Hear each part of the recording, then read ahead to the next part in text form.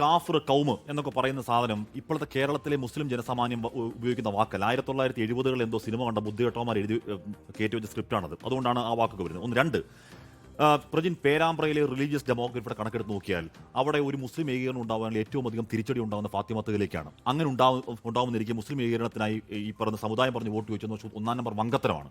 ഒറ്റക്കാരോട് പറഞ്ഞ് അവസാനിപ്പിക്കാം. വടകരയിൽ ഷാഫിക്കെതിരെ മാത്രമായിരുന്നില്ല, ശൈലജയ്ക്കെതിരെയും ഉണ്ടായ സമാന ആരോപണങ്ങൾ. അത് പോലീസ് അന്വേഷണം ഉണ്ടായി. മാഹിയിൽ നിന്നും കൃത്യം ആൾക്കാരെ പിടിച്ചു, മജിസ്ട്രേറ്റ് മുന്നിൽ ഹാജരാക്കി തൂക്കി അകത്താക്കി. ഒരു നടപടി അവിടെ ഉണ്ടായി. ഇവിടെ അതിനേക്കാൾ ഭീകരമായ കാഫർ സ്ക്രീൻഷോട്ട്, നാടിനെ നാനാവിധമാക്കാൻ ഒരു സ്ക്രീൻഷോട്ട് ഉണ്ടായി. അത് ഡിവൈഎഫ് നേതാവിലേക്ക് എത്തിയേക്കും അന്വേഷണം അസ്തമിച്ചു. പ്രജിൻ, അന്വേഷണം അസ്തമിച്ചു. യഥാർത്ഥ ഒരു സർക്കാർ ചെയ്യേണ്ടതാണ്, കഴുത്തിന് തൂക്കി അവിടെ നിർത്തണം.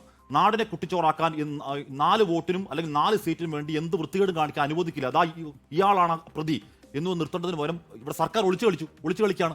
വർഷം ഇത്രയായി. അപ്പൊ സർക്കാരിന്റെ പിന്തുണയും ഇത്തരത്തിലുള്ള അധമ പണികൾക്ക് പിന്തുണയാവുന്നുണ്ടെന്ന് അതിൽ തർക്കമുണ്ടോ?